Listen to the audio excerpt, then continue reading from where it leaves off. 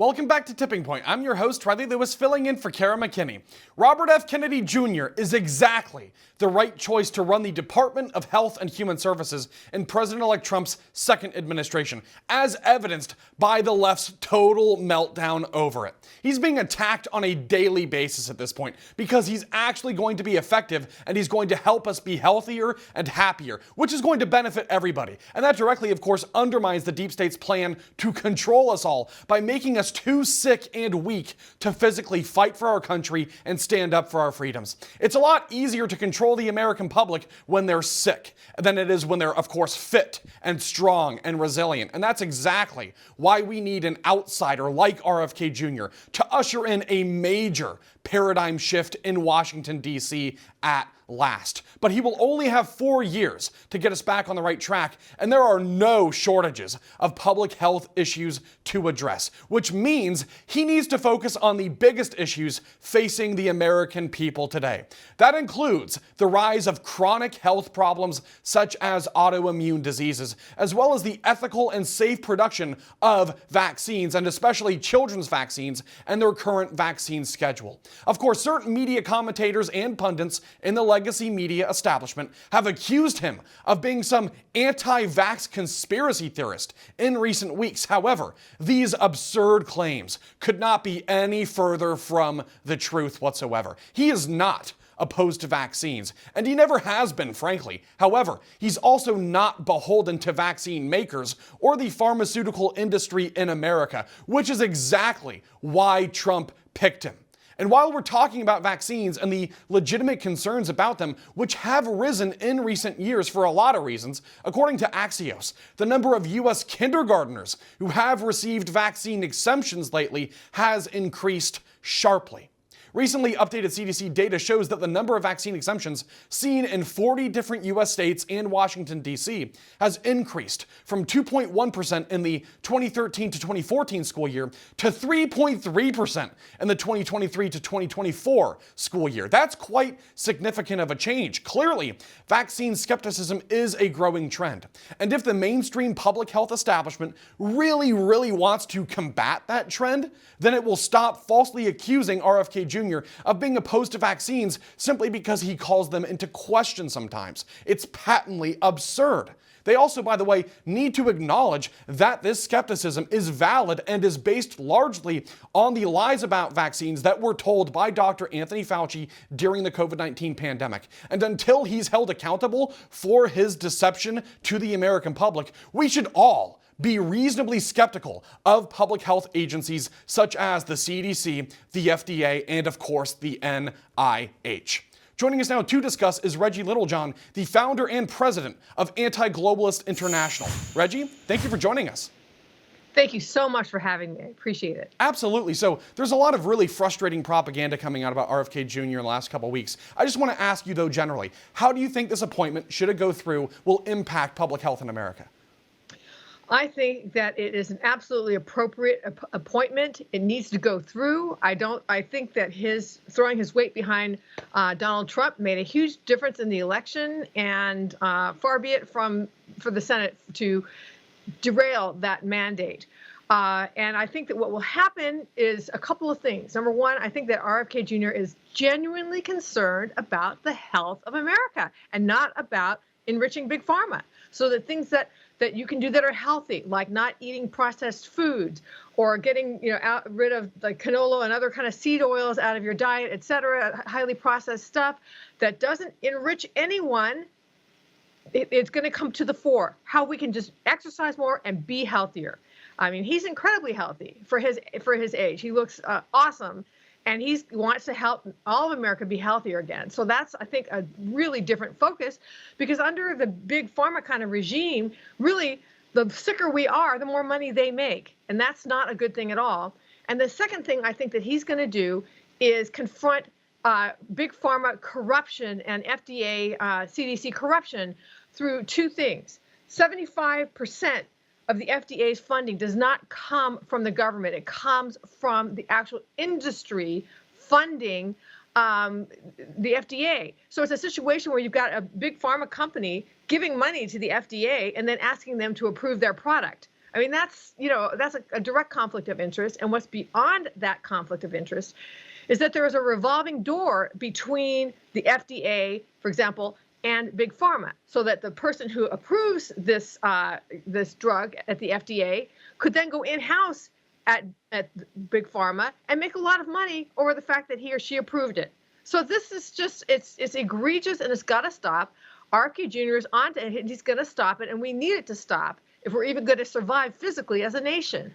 I couldn't agree more. I mean, look, at some point, I understand that they're really just going after him because they know he's going to be effective, and he's not, they want to say that he's uncontrollable, but the truth is he's not uncontrollable. He's just out of their control, and they resent him for that. But that's the point, is we need someone who's actually going to come in and say 50% of American kids are struggling with obesity, heart disease, diabetes. These things are through the roof. It's not okay what's going on, and it's a problem, by the way, that everybody can see. It's pretty self-evident at this point, just walking around the streets of modern America. We do have a health problem. And it is directly tied to our food supply, our lifestyle, our diets, right? So I think it's totally fair to say that we do have a problem. And that's one of my big problems with Big Pharma and really the public health agencies in this country. They don't even want to admit that things are not going well. They don't even want to admit that despite the fact that we spend more money on healthcare than basically any other country, our life expectancy is dropping. I mean, the fertility rate is dropping. And we see the rise of all these weird autoimmune diseases and other things that didn't even exist 100 years ago, 50 years ago. So I think it's fair to say that we do have a problem. They're just trying to gaslight the American people about it because, like you said, it's a power play, it's a money grab. Fine. Okay. So that's the FDA. I'd like to ask you about some other steps that he could possibly do in this position to try to improve the health of American people, because it is so critical and we are really at a tipping point, so to speak. So what other ideas are you hearing from him that you especially like? Well, people have accused him of being an anti-vaxxer, which is yes. as far from the truth yes. as can be. I mean, he absolutely agrees with the concept of vaccines, and if a vaccine has gone through all the approval process yes.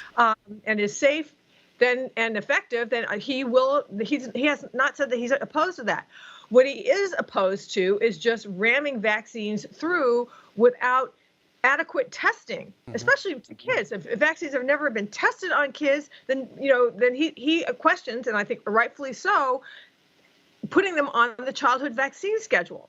And so what he wants to do is he wants to evaluate the vaccines, have them adequately tested, and I think that is something that will be extremely important going forward, because we need to know what the effects of these vaccines are before we just roll them out and require them of all of our children and even all of our adults.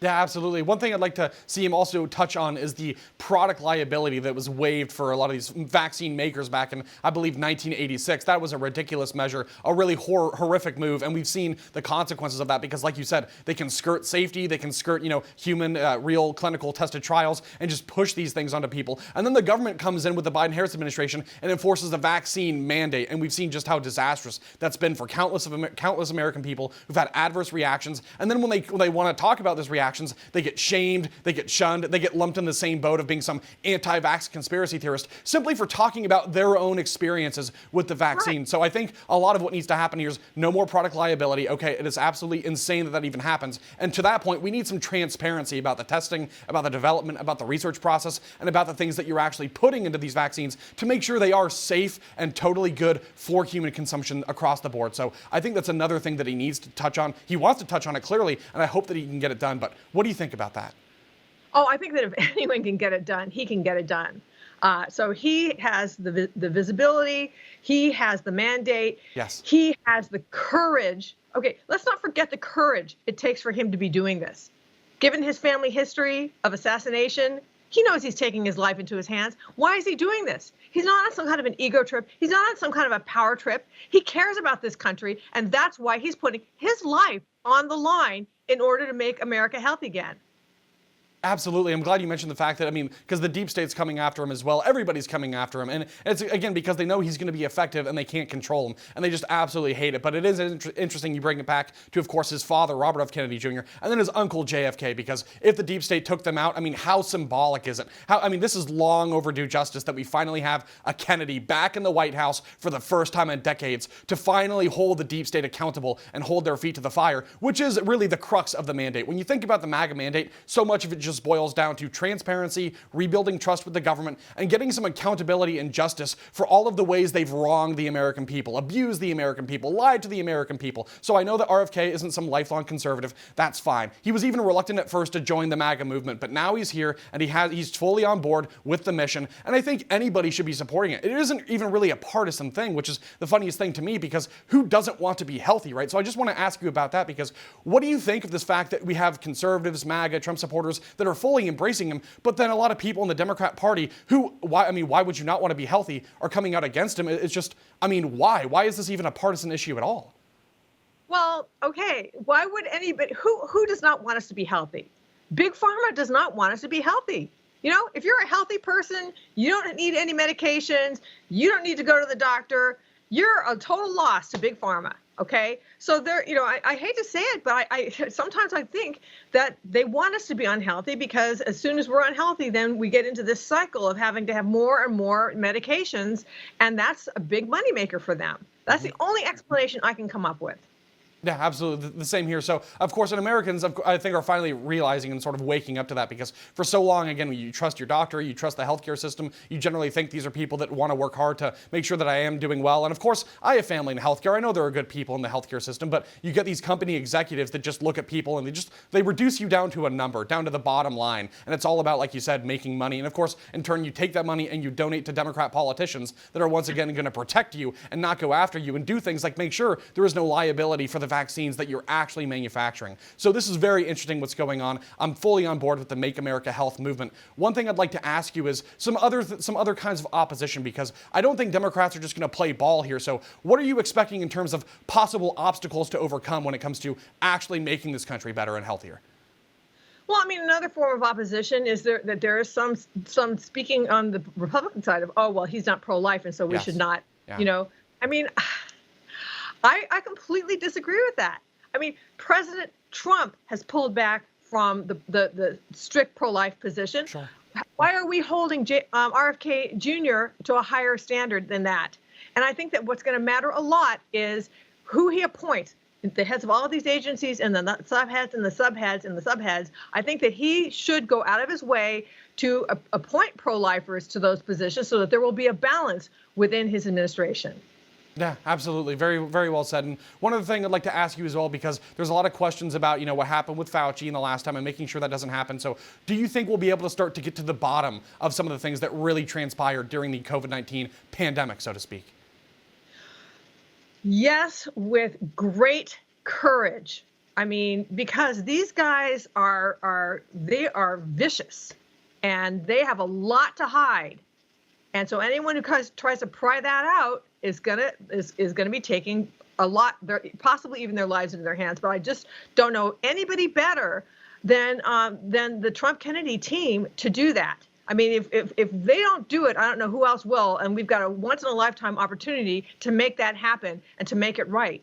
We do, and it sounds like RFK has been waiting for this for a long time, because it sounds like he was praying every single day that God would put him in a position to make the American people healthy again, to end the chronic disease epidemic in this country. And finally, here he is. He has the platform. He's got the people around him. Hopefully, we can get him confirmed, and I believe that we can. And once we do, it's just all uphill, I'm hoping. There's a lot of work to be done, but I think you're right. There is no one who is more capable than RFK Jr. and Donald Trump. So I really love that. And of course, as always, thank you for your time today, Reggie. I appreciate it. Thank you so much.